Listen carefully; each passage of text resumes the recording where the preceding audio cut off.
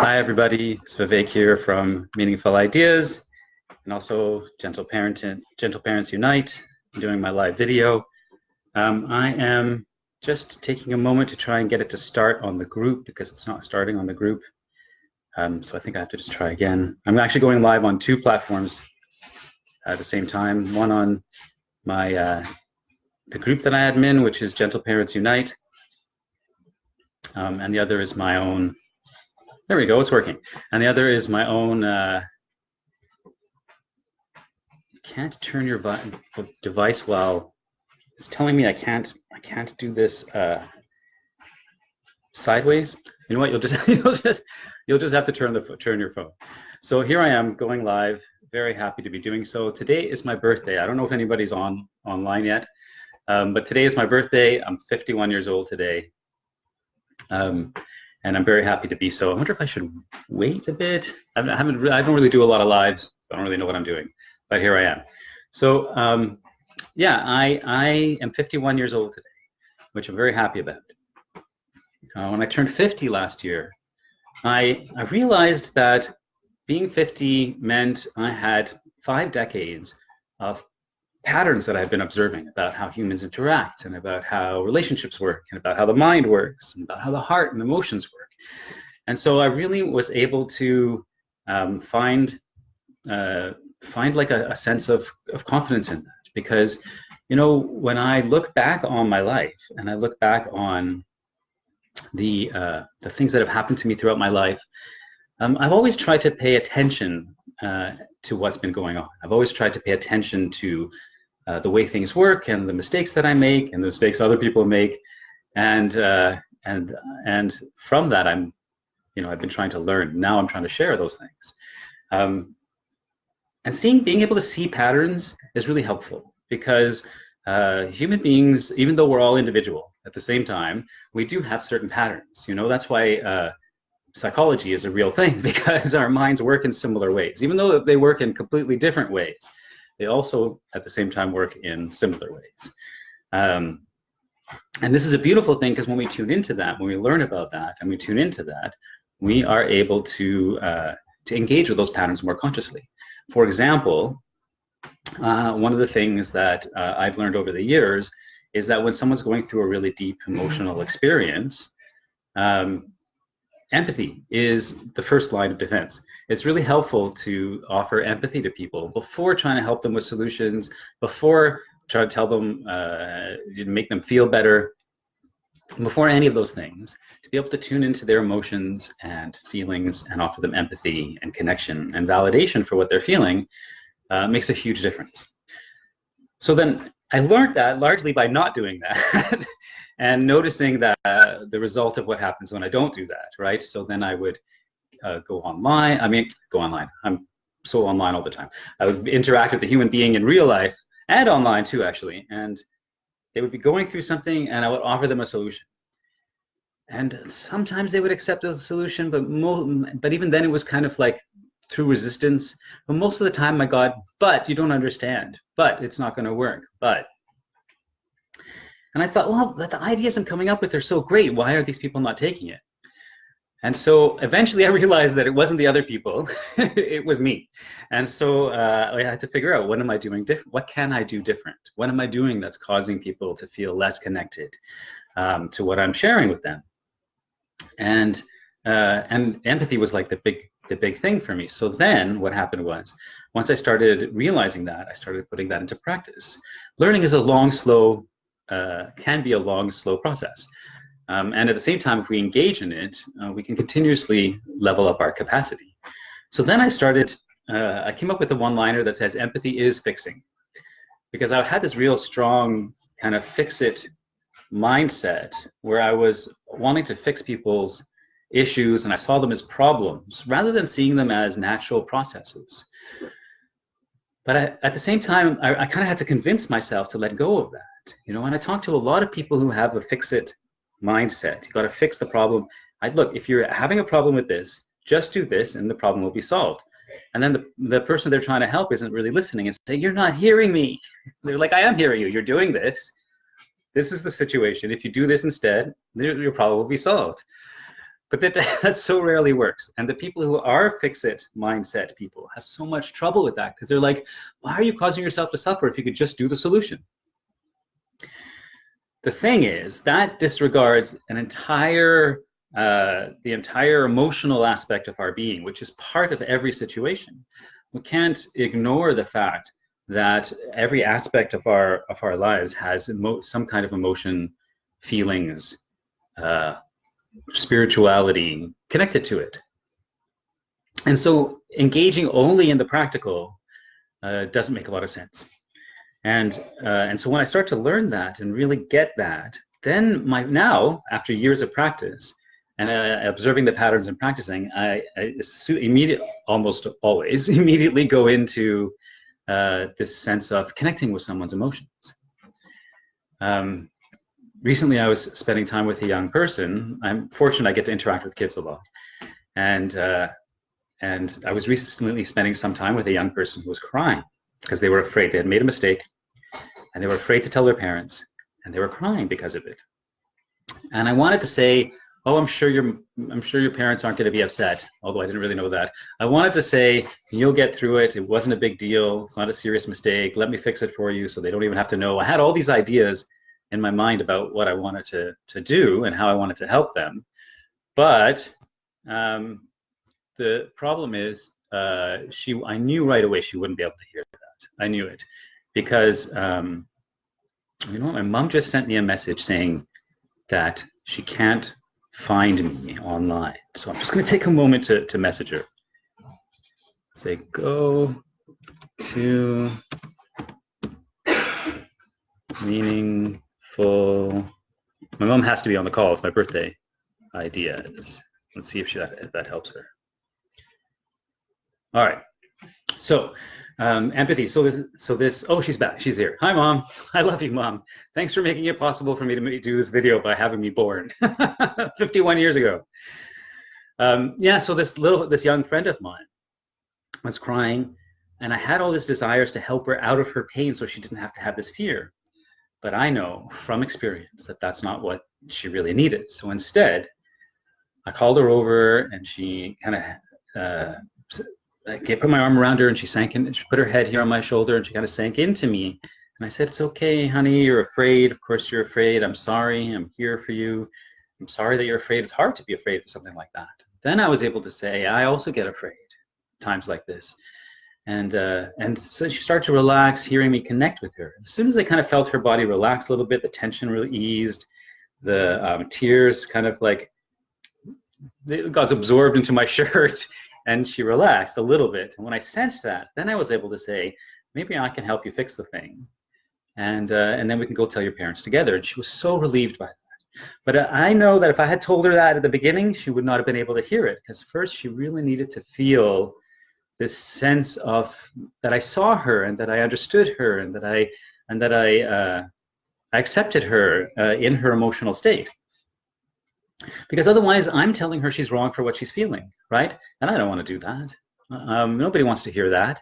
You know, if I'm hurting and somebody says, "Oh, Vivek, it's just your ego," for example, I hear that sometimes, right? Especially from people who are kind of spiritual minded. I mean, I'm spiritually minded. I'm very much into spirituality. I meditate every day, follow a spiritual teacher. But I don't use it to avoid my feelings. That's really important. I probably did at one point. Actually, 100% sure I did at one point. I used it to ignore my feelings.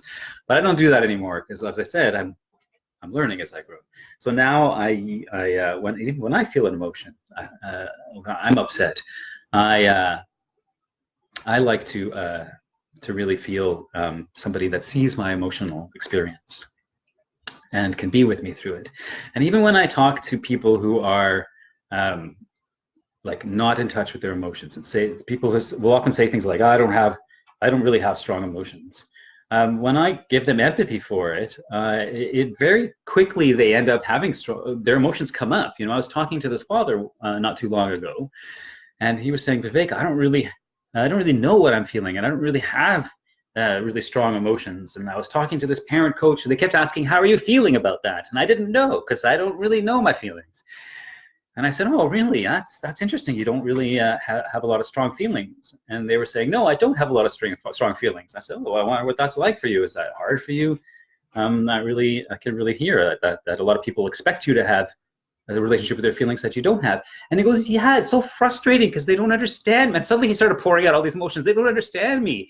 It just, and it only took like 2 sentences of empathy, connecting with him exactly where he was at, not expecting him to be anything different than he was. It only took that 2 seconds of empathy for him to just pour out his feelings. And he spent like a half hour sharing his feelings with me.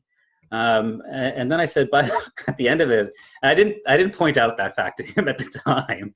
And then after the whole thing was we had our call and it was over, he was like, I said to him, so you know that you just spent a half hour expressing all of your deep feelings to me. He goes, yeah, I really do have a lot of deep feelings. And I know.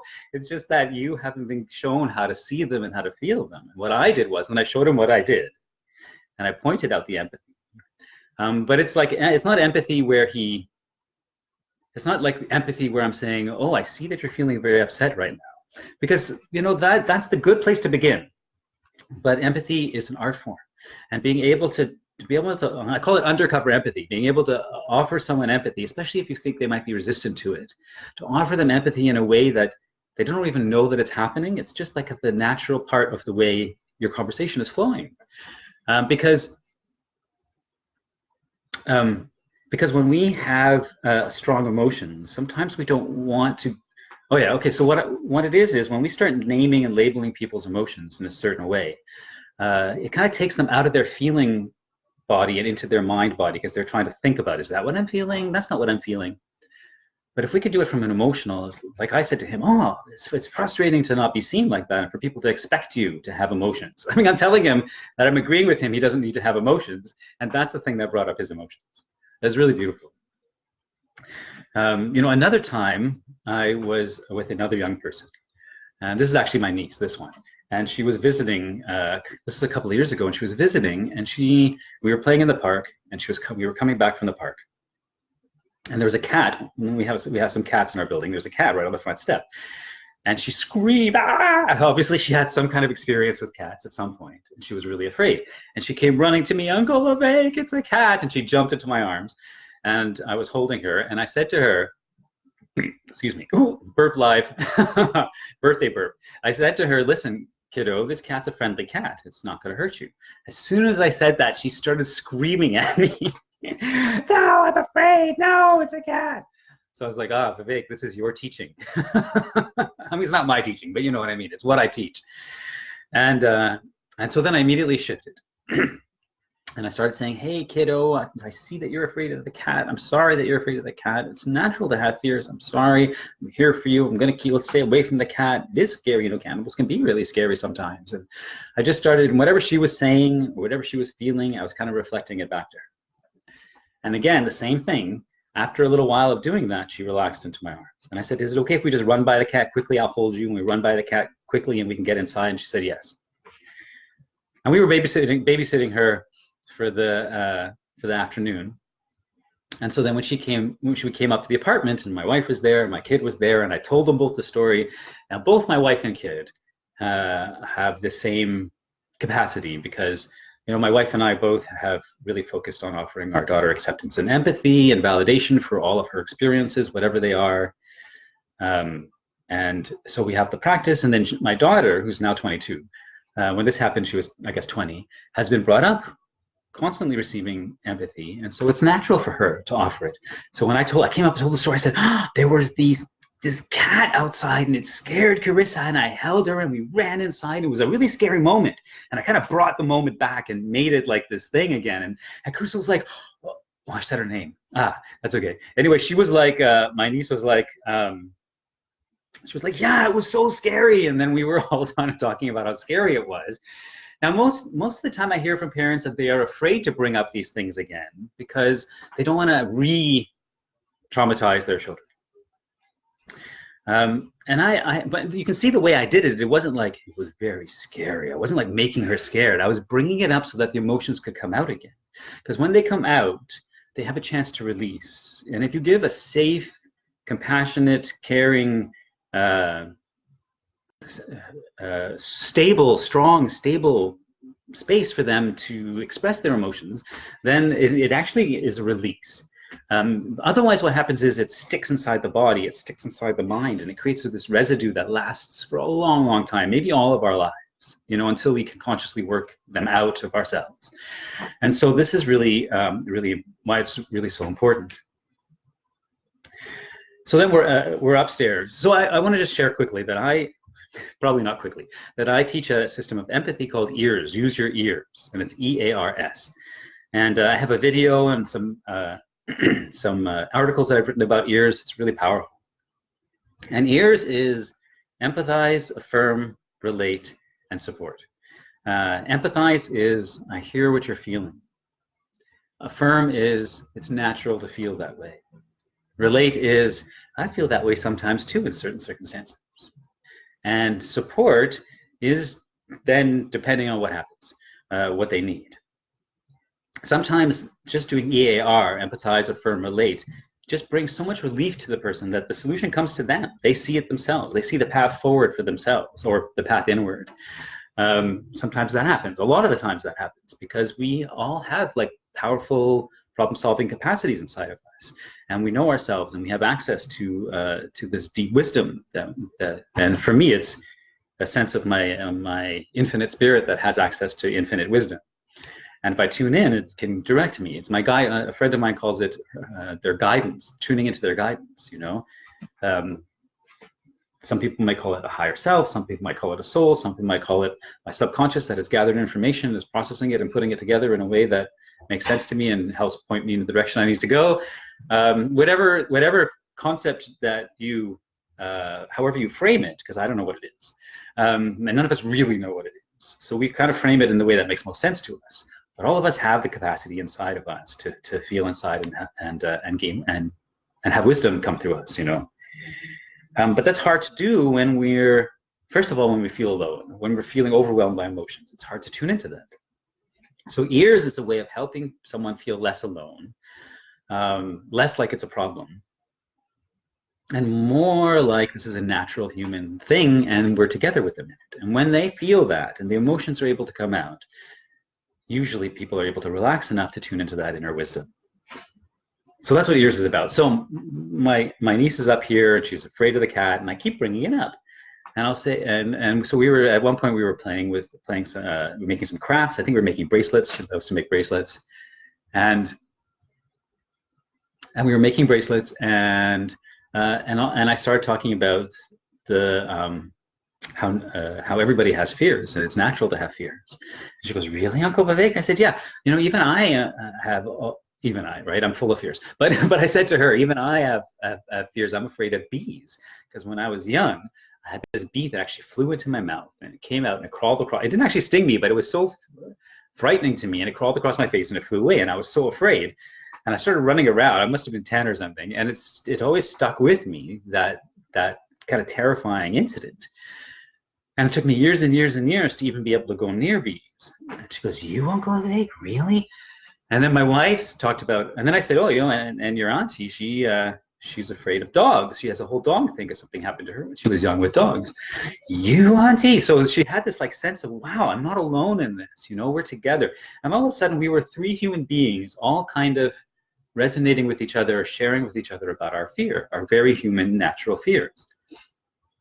And she was able to relax so much into it. She got this big smile on her face. It was like normalized for her, and she felt so good, and she felt so connected.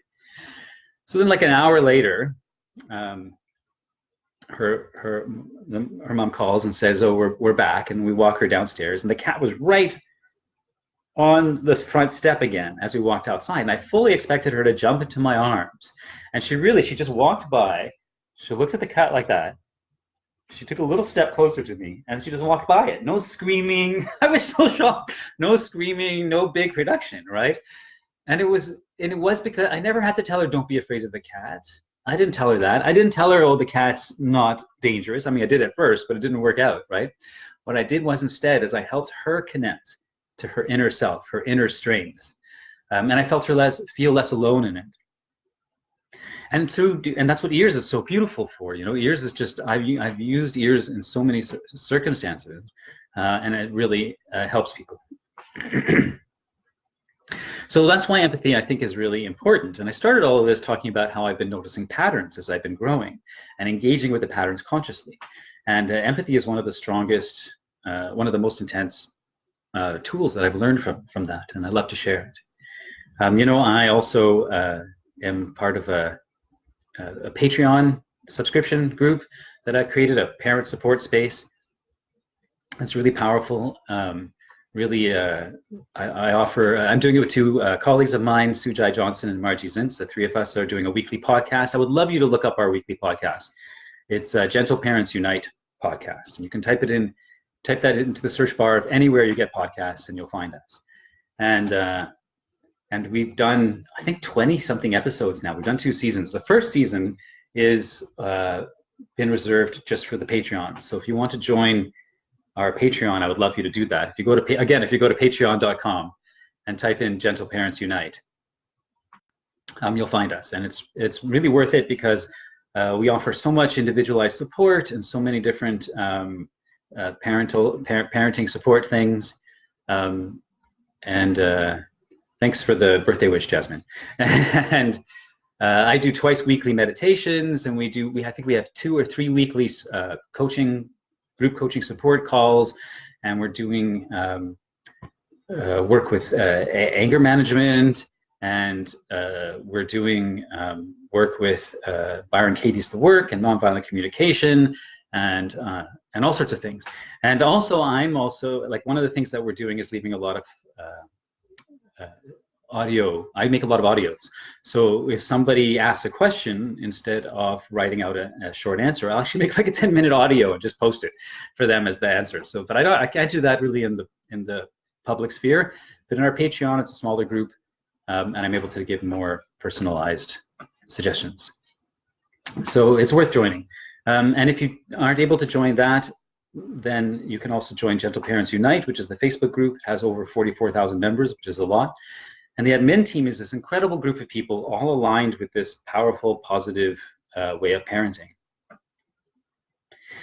And you know, the reason that one of the reasons that it's so important to me to share this parenting mindset is because the mindset that that develops with us when we're young stays with us our whole lives. Of course, we can consciously change it, and that's a lot of work. It's work that I'm doing. It's work that a lot of people I know are doing. I didn't want my kid to have to go through that. I didn't want to implant some like toxic, dangerous, self-defeating mindset on her, and then from there she has to like figure it out. That's what I had to go through. I didn't want her to have to go through that. So I figured maybe it's better to start with her feeling uplifted and trusting herself and trusting me and being able to feel like learning isn't something that's dangerous. You know, a lot of kids they feel like learning is dangerous. And what I mean by that is, if you are trying to do something and you're not perfect at it right away, and who is, right? And you're not perfect at it right away and you make mistakes, the way that those mistakes are handled in our early lives really sets the stage for how we engage with learning in the future. That's why so many people online are so resistant to new ideas, you know, and I include myself in that, because I have to really, really be concentrating not to react to somebody who contradicts me. You know, I want to immediately say that you're this and you're that and you're programmed and you're brainwashed and all the things that we hear on political or issue-based social justice type conversations online, which I'm always part of, and I get riled up. If someone contradicts me or won't listen to my point, why aren't you listening to my point? But the thing is, when I get contradicted, when someone doesn't agree with me, what happens is the little Vivek inside of me that got punished for having a different way of doing things, that got beat for it, that got yelled at for it, all that stuff, needs to protect himself, you know. And so it's hard for me to listen. Now I'm 51 today. Happy birthday to me. I'm 51, and I've done years of work on changing that pattern. But I had to do years of work to change that pattern. So now what I do most of the time, what I do is when something like that comes to me that I don't agree with, or that I feel like that defensive reaction come up, I'll take a breath. I don't immediately jump to "you're wrong." I take a breath and I think to myself, first of all, Vic, you don't have to change yourself just because you're listening openly to someone else. You can listen openly and not have the compulsion to have to change.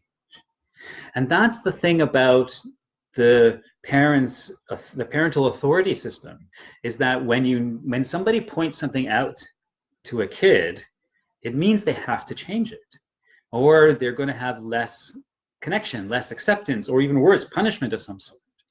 So all of a sudden, kids have to like figure out, how can I conform to the expectations of the adults in my life so that I don't receive these negative experiences. This is so different than tuning in deeply to who we are and our values and making decisions based on the relationships and the life that we want, you know, and the things that are important to us. It's so different. And I didn't want that for my kid. I wanted her to really trust herself and know herself.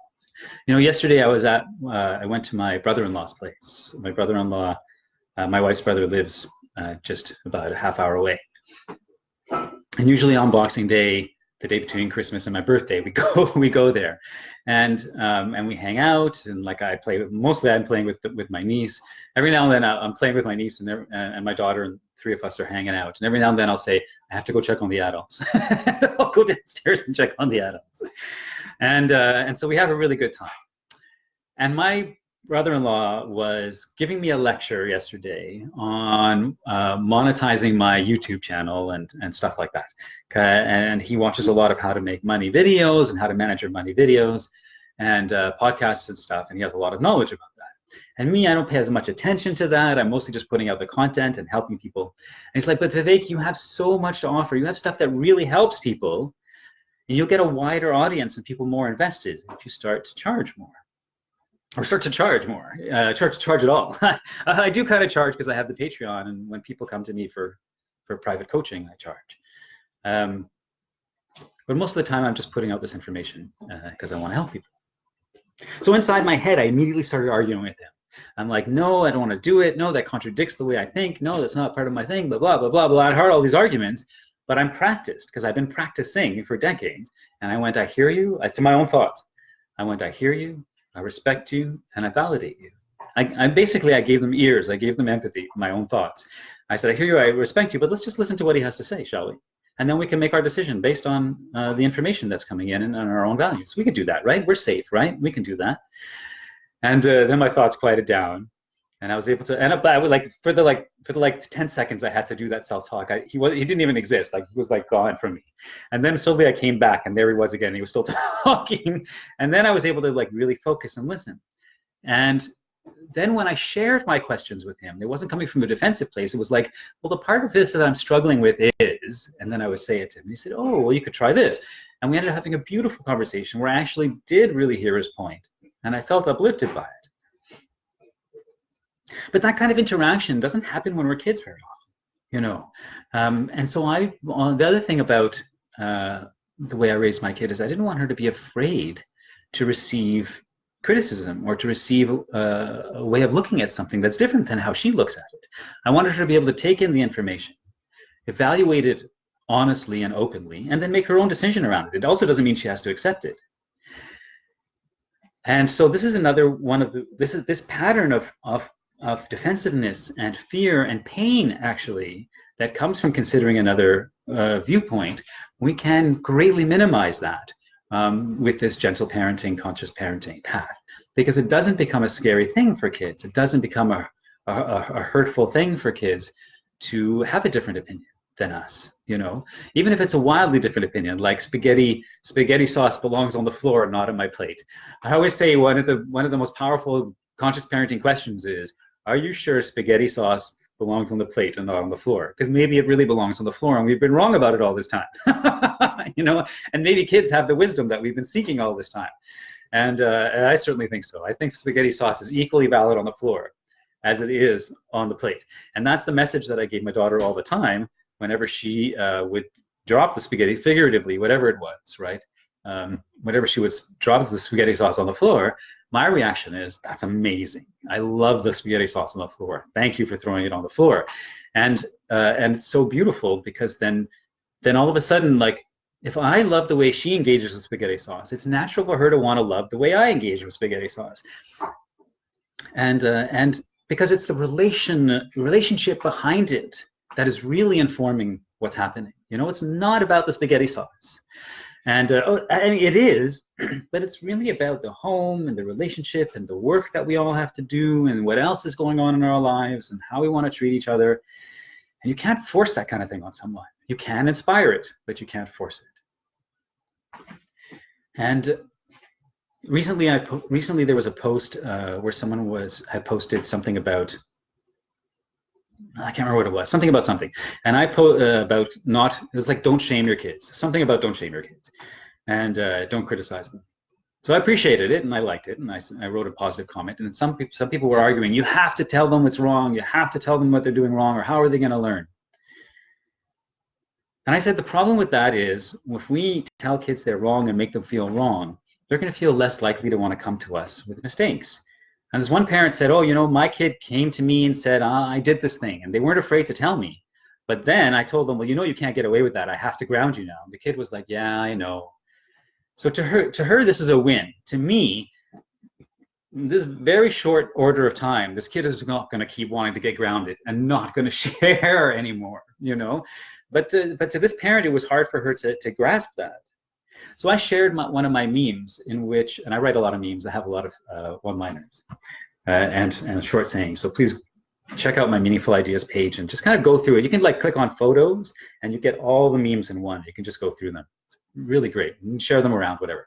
So one of them says, my daughter is actually excited to share her mistakes with me because she knows that she knows she's going to get a positive reaction. She knows that my learning mindset is stable and reliable, so she can lean on it, you know. And that's the thing. Like if you ask most kids, do you know what mistakes are for? Often they'll tell you to learn from. But if you ask them, do you know what that means? Has anyone ever showed you how to do that? Is that something that's exciting for you? They're like, no, because we don't show that to them. What we show them is you made a mistake, you better figure it out. But I wanted mistakes to be something enjoyable. I wanted mistakes to be something to look forward to in a way, because when you make a mistake, you're on your learning edge. And when you're on your learning edge, you're evolving and you're growing and our minds are expanding, you know, and it's wonderful. And to have a learning mindset and a learning relationship, like a really powerful learning relationship with your kids, is so beneficial. It's much more beneficial than them listening to you and obeying, you know. And so when I put this meme up on this post, the reaction I got was, oh, you're such a perfect, it must be so nice to be a perfect parent. And I said, you know, I'm not perfect, but imagining that there's only two choices, completely flawed or perfect, is not helpful. You know, you can also see yourself as an evolving parent, willing to be open and learning new information, especially about something that's one of the most important roles in the world, relationships in the world, you know. And so I shared this. But the fact is, the immediate response to new, and they didn't listen. Of course, they're just like, oh, your kid's just going to run wild or whatever. Not everybody can do it, but it's not doing it, it's practicing it, right? I've been practicing, my kid's 22, I've been practicing for 22 years. But when she responded that way, I felt the shame of her childhood, being criticized in her childhood, come up. She felt criticized by me. Now, granted, I probably didn't use enough empathy. There's an example of a time I didn't use enough empathy, right? If I had spent a couple of paragraphs saying, I see how hard it is for you, I'm sorry that your kid's not listening. It must be really frustrating and upsetting when that happens, especially when you're trying your best as a parent and then you don't get the cooperation. It's really hard. I didn't do that. I'm learning this as I'm saying it. I didn't do that. And so the reaction that I got was this defensiveness. So I take responsibility for my part and the contribution for that. Maybe I'll edit this part out and post it on that thread so they can hear me kind of apologizing. At the same time, I felt that defensiveness just come through, and so that's why celebrating our mistakes with our kids is so important. Yeah, And you know, now my daughter actually says, Dad, I want you to, when I say something, and if you don't agree with it, I want you to argue with me because I like it. And that's such a powerful, that was such a powerful statement. She wasn't saying she did. It's not that she became fragile because I treated her gently and carefully and lovingly and with full of validation for her mindset as she was growing up, for her thought processes, for her learning process. You know, she didn't become fragile. I didn't have to beat her over the head with the fact that she was wrong for her. And the opposite, actually, because of the way I was interacting with her and the way I interact with all kids, is I want to build up their relationship with themselves. So they have a really clear, solid, loving, confident relationship with themselves. So they don't have to fight. And they also don't have to resist listening to other people's new ideas and different ideas. This kind of openness comes from a solid relationship with ourselves, believing in ourselves. Believing in ourselves doesn't create entitlement. Entitlement and arrogance that we often hear about, that comes from compensating for a lack of connection to ourselves, you know. And I feel the same way in my life. You know, I feel like when I get defensive, it's because I'm protecting something inside of myself. And if we don't have to protect ourselves because we're strong inside, then we can be open, you know? I often hear people say, like, so another thing. Recently I had a friend of mine, a good friend of mine. They may even see this, so I'm not going to name them. But I had a friend of mine and who posted something like, this is a white friend of mine. Forgive me for bringing color into this, but you know, it relates. As a person of color, I'm from India. And so growing up in Toronto, it's one of the very few Indian families in the neighborhood. I experienced a lot of racism all throughout my life. So I'm very sensitive to it. I notice it. And then becoming a social justice activist over the years, that is something that is really important to me. You know, I call myself an early '90s feminist because my feminist awakening came in 1993, and then I was like, holy crap, I didn't even know. And I kind of and I really set myself on an anti-racist, anti-oppression journey throughout my whole life. So this friend posted, like, I'm so tired of not being allowed to say Merry Christmas, not being allowed to say Merry Christmas and offending people, and I wish people would just get over their offense. And I don't give a F what anyone says anymore. I'm just going to say Merry Christmas, and if you're offended, it's your problem.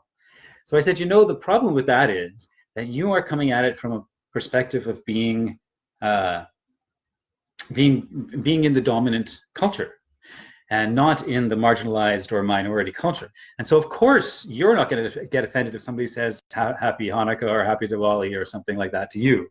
You're not going to get upset because you don't have the same oppression hanging over you that would cause that reaction. And you expecting other people to behave like you doesn't make sense. And their response was, oh, but in Buddhism, we're trying to fight the ego, and so shouldn't they be egoless? And it's all about this defensiveness coming up again. And I kind of stopped myself from going on with the discussion because I could feel myself wanting to convince her for my own sense of myself, right? So then as soon as I noticed that, I stopped. It's been a couple of days. I'm coming up with a response. I want to respond to this person because they're a friend and I care to share my perspective and I care about their perspective. But I don't want to do it from that same place. But they were unable to hear any of my points. So, yeah, it's amazing to be able to see the childhood results in adulthood. You know, it's such a powerful mindset to be able to see, and it helps us when we're parents to be able to tune into our kids that way too. So empathy is one thing. Helping kids embrace their mistakes, to have an open learning mindset is another thing. Those are two really powerful things. And part of the learning mindset is also about how we engage with young people around their own issues. So, for example, I have a parent that I work with that has a kid who gets really angry a lot. And I'm just gonna have a drink of water. 1 second.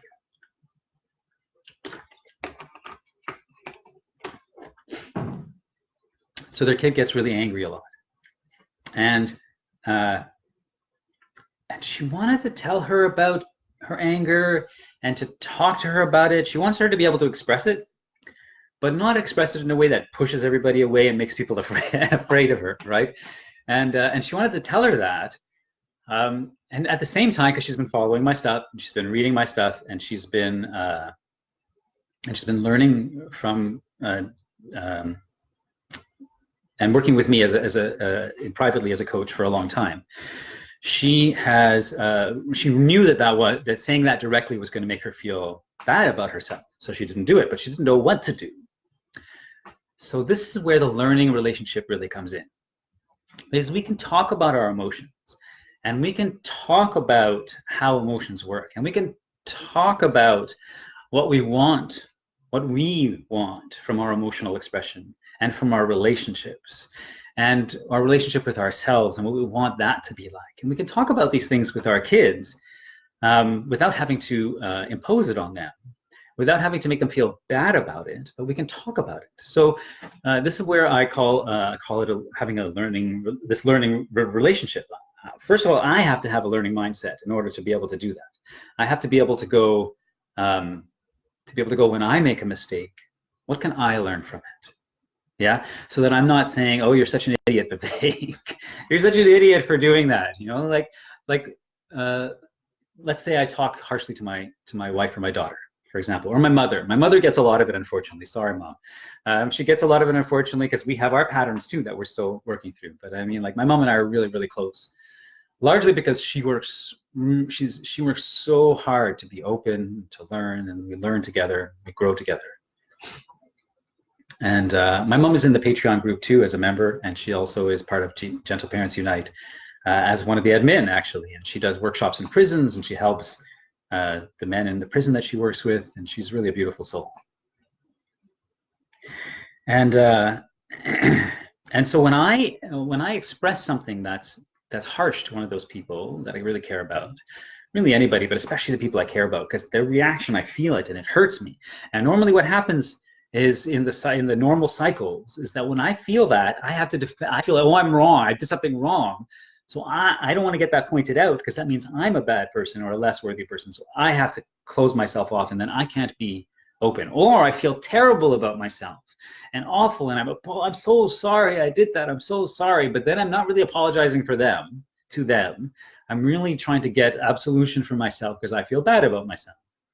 So either I'm defensive and not apologizing, or I'm over apologizing or inappropriately apologizing. And none of these things are genuine remorse and reconnection attempts. That's not what they are. You know, in an apology, that's why I often say that in an apology, we want to forgive ourselves first, to love ourselves and have compassion for ourselves first.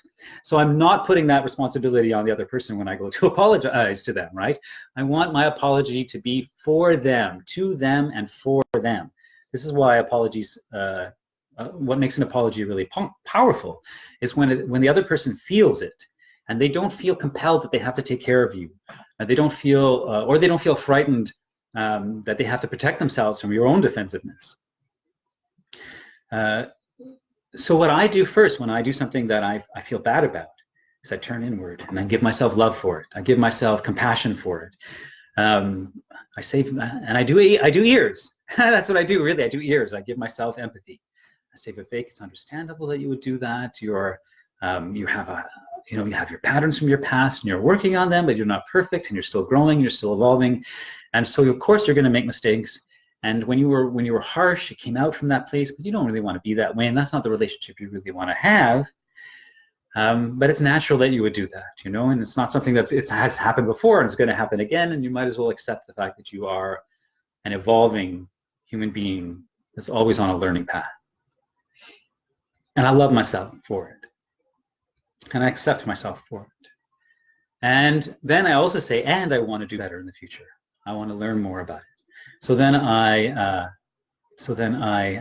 love myself, and then I go to whoever I'm going to apologize to, and I say, listen, this is what I did. This is the effect that I saw that happened from it, and I feel remorse because of that, because I didn't want to hurt you, or I didn't want to upset you, or I didn't want to trigger you, or I didn't want to push you away, or whatever it is that I feel that happened. And the person might might respond at that point to the empathy. They might say, you know, it wasn't that I was upset, it's that I was disappointed. It wasn't that I was disappointed, it's that I was angry, or I was hurt, or it reminded me of my parents, or something. They might say that. Or that I trusted you and I felt like I couldn't trust you as much after that. I've received that one, that hurts.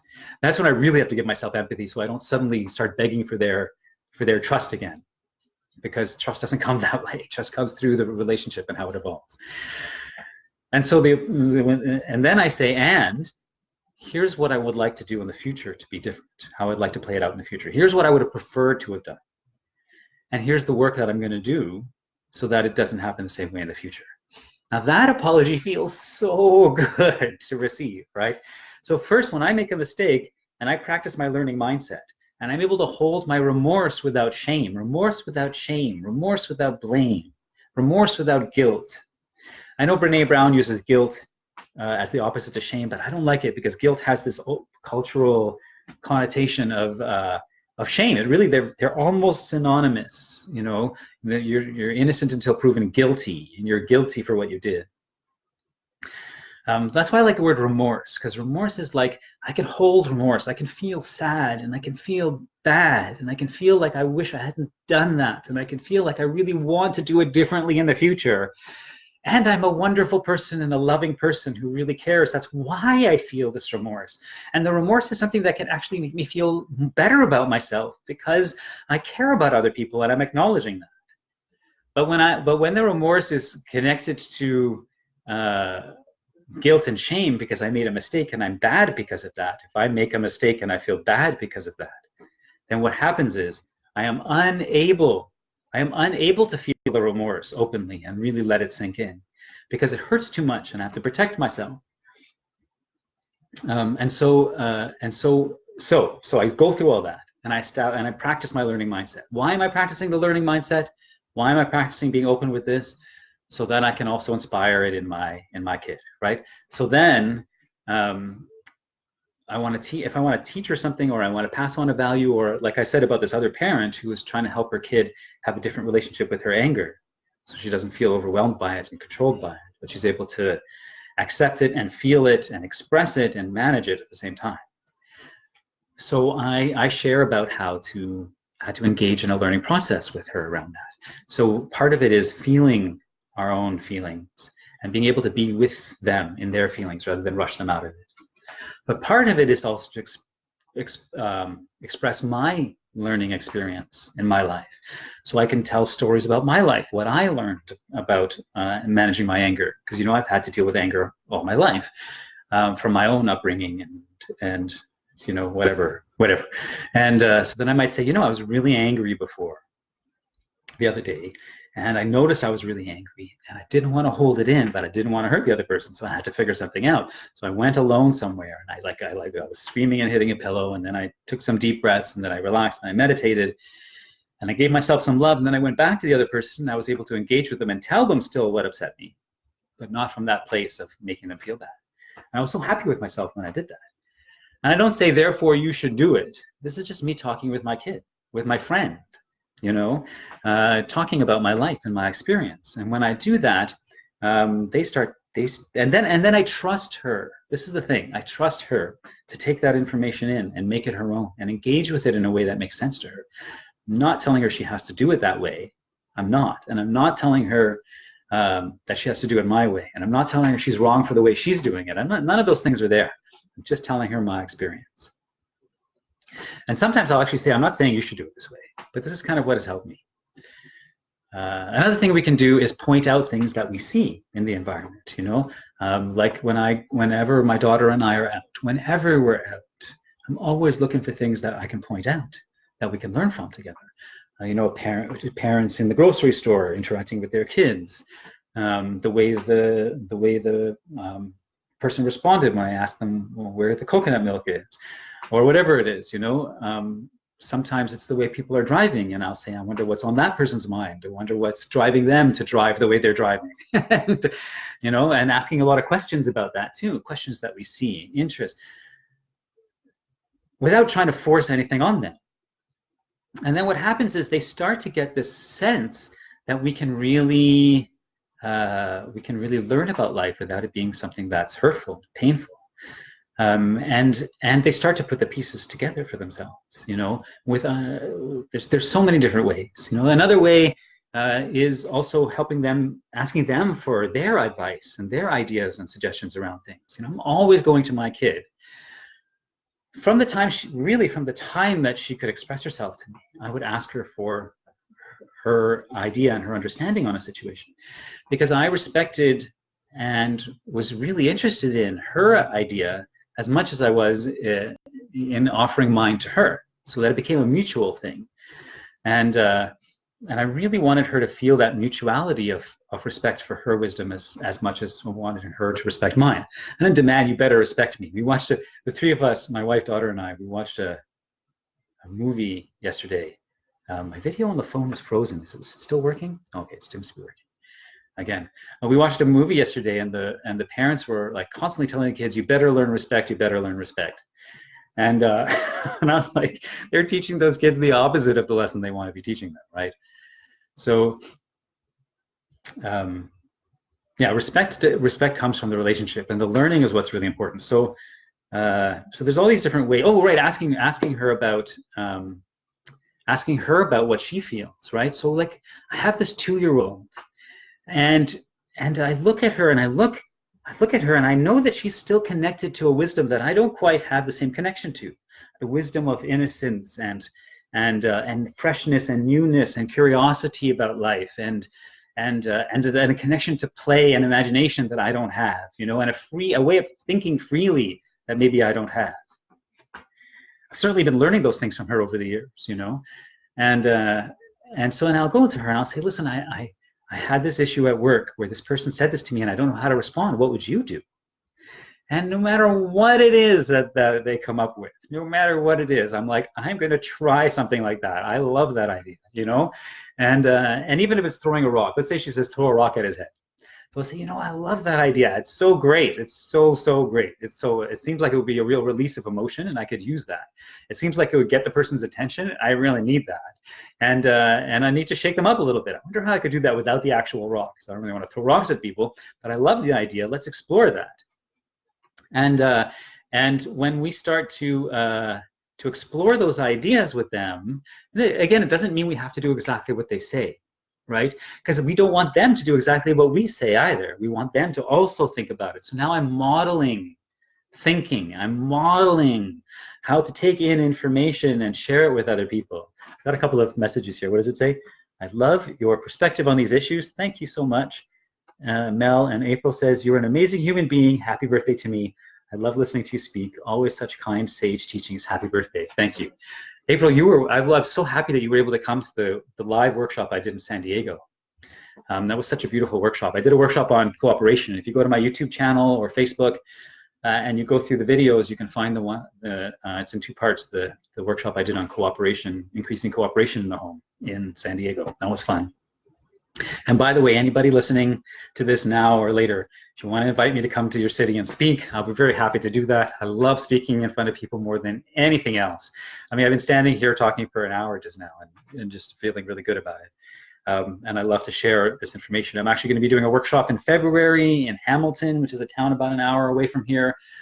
And I'm going to be doing it on the gratitude response, which is responding with gratitude first to our children, even the most difficult situations, and how that transforms the way they see themselves and the ways they see us. And it's kind of like ears, it's just a little bit different. Anyway, so I kind of lost track of what I was saying. Someone remind me what I was saying? Anyone? I know I was probably in the middle of a story and I got distracted reading the comments, but that's okay. That's okay. I forgive myself and I love myself and I accept myself for forgetting. I forgive myself for forgiving. I forgive myself for forgetting. Oh yeah, learning mindset and working on the learning mindset. The 2-year-old, right. Thank you, Elizabeth. So the other thing so what happens is my daughter gets the idea that I respect her wisdom. And by sharing my wisdom with her sharing my wisdom with her without expectation, she learns to love my sharing of wisdom, because she has learned that I'm not trying to control her. I'm really am sharing it because I want her life and her experience to be better, you know. And when she shares her wisdom with me, I feel the exact same thing. You know, I feel that sense of gratitude to her because I know she wants the best for me. And this relationship of mutual care has been developed over many, many years. And it is stable and continuously growing even now. You know, she's 22, and the two of us hang out every single day. She'll come sit with me, or I'll go sit with her in her room and just spend an hour talking about life and what's going on in her life, what's going on in my life, and it's really a beautiful experience. And it's growing all the time. And then what happens is, and here's another thing. I'm jumping from thing to thing because I just want to share what's coming to me. I decided for this talk I was not going to prepare. Usually I prepare. Usually I have notes, and I'll show you one of my notes. Hold on. So usually when I do a talk, when I do my podcast or whatever, I have notes, and I make really detailed notes. And this is a workshop I did on self-esteem. What is self-esteem? And why is it important? What is the deep wisdom that we have that helps nurture it? And then in each one I have like sub points, and then I'll use the paper and I'll talk through it. When I do workshops or when I do my podcasts, the Gentle Parents Unite podcast, which I'd love you to listen to with my two colleagues, Sujai and Margie. But today, for today's birthday thing, I thought I'm just going to come on and I'm just going to talk for an hour about whatever comes up. So that's what I'm doing.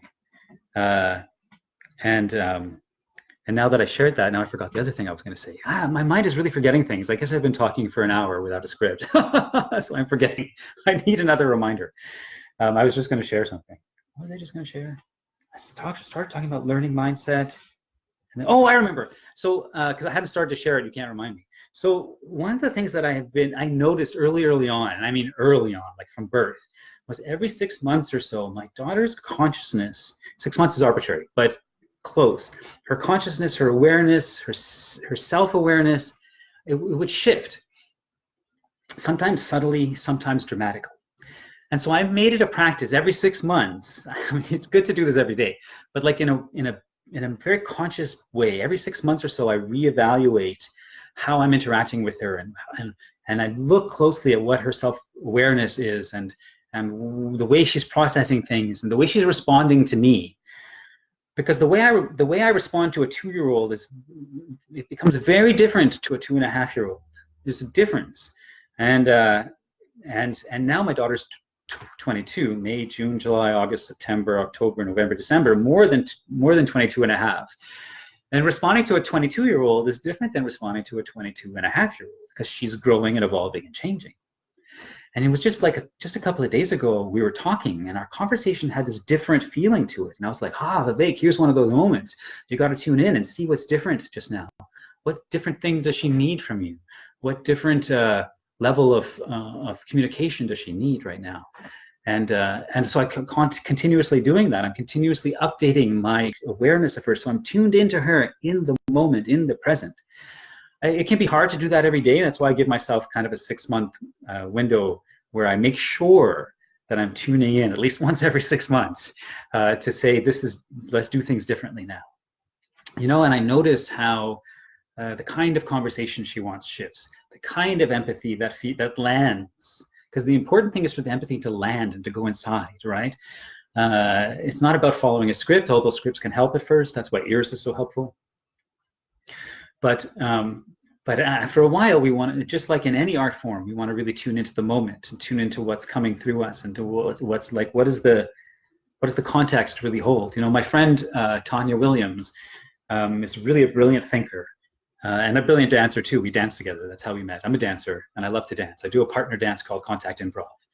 And it's a very collaborative dance where you communicate through movement with another person. And she's also a brilliant thinker, and her website is tanyawilliams.ca, so you can check her out.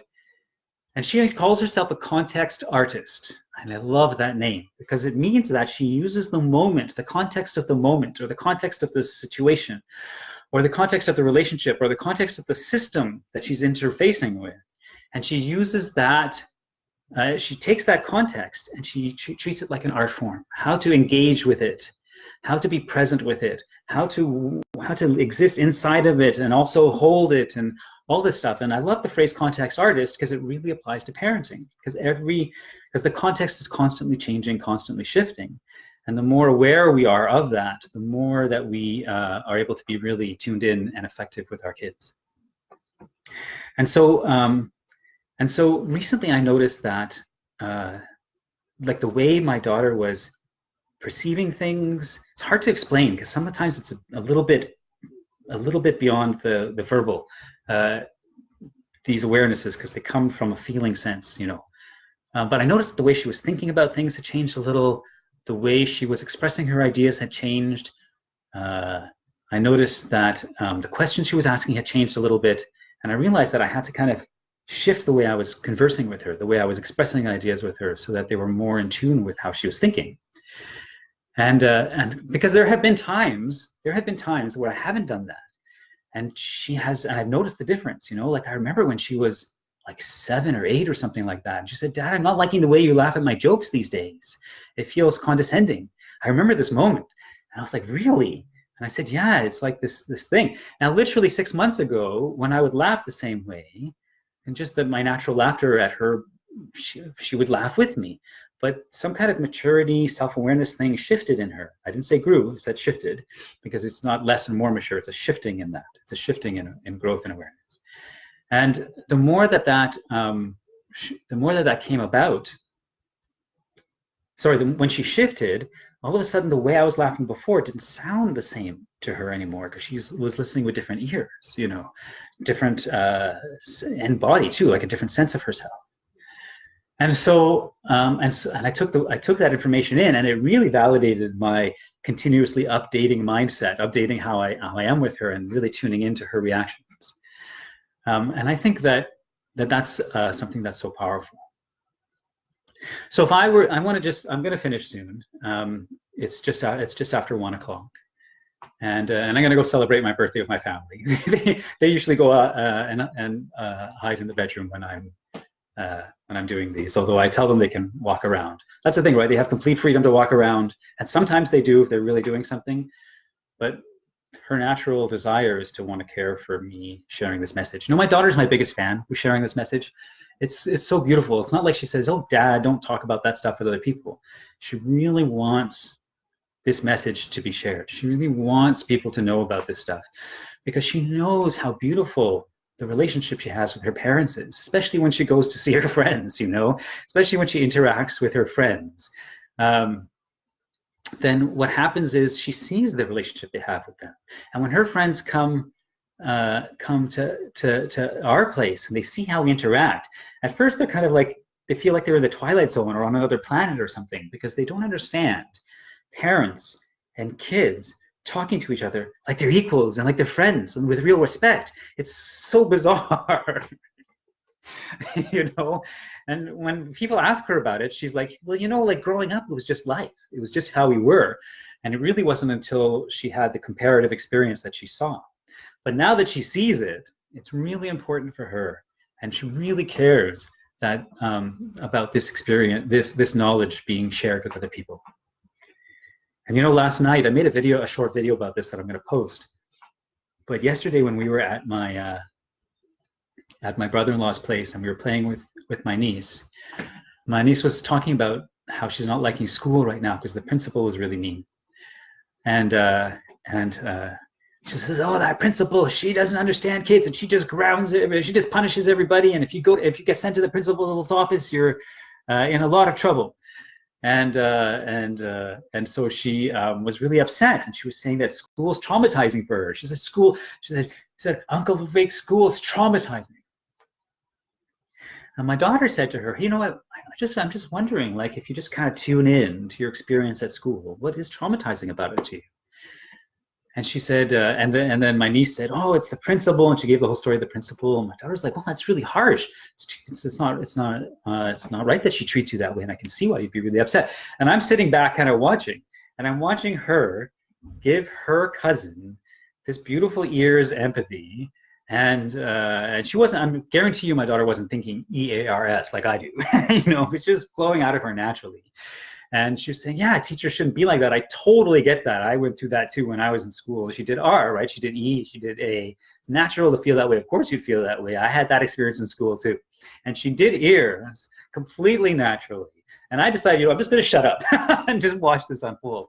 And the two of them had this beautiful interaction. And then I spoke a little bit at the end because she was looking to both of us for empathy, right? But I really wanted to give my kid the space to just do her thing.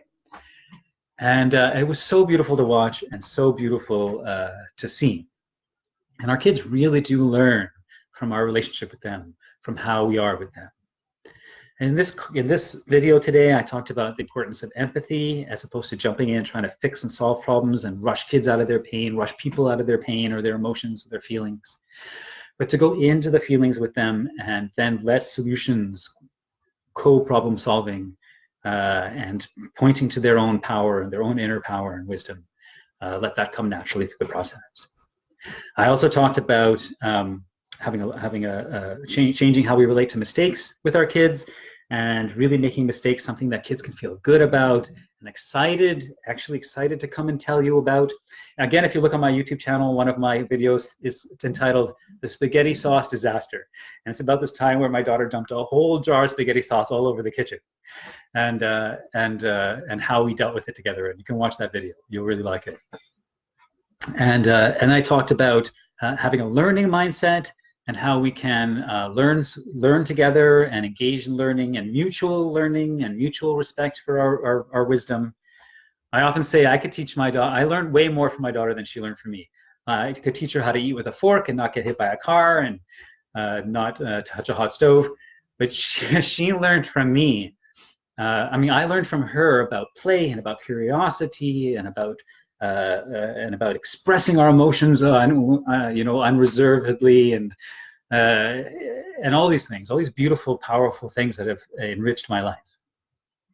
So the learning mindset, the co-learning relationship, how to deal with mistakes, and how to also teach and learn things all throughout our day and through different experiences, and also this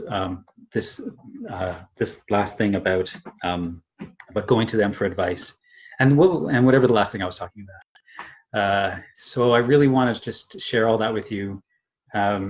These things can really and shifting how we see them and adjusting how we interact with them as they grow and mature, and really ourselves too, and also learning to love ourselves. Really, I talked about a lot in this last hour. And this video will be available for watching because I think it records automatically, and I'll also share it. And I'd appreciate if you share it around. Finally, just reminding you to please follow me on Meaningful Ideas on Facebook and YouTube. Also on Instagram. I don't do Twitter as much. And meaningfulideas.com is my blog, where I've got almost 400 articles on there.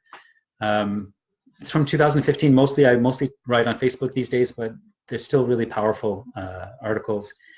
And also the Facebook group that I co-admin with a beautiful team is Gentle Parents Unite. And the Patreon, the paid subscription group that I do most of my really personal help support work with is the Gentle Parents Unite on Patreon. So if you go to patreon.com and type in Gentle Parents Unite, you'll find it. And that's it, everybody. I'm going to go enjoy my birthday. And I really love you all, and I care for you. And I want to, and if you have any questions or anything about this video, you can type in the comments and I'll respond. But today I'm going to enjoy my birthday, so I wish you all the best. And that's it. Take care, and I will see you soon. Bye.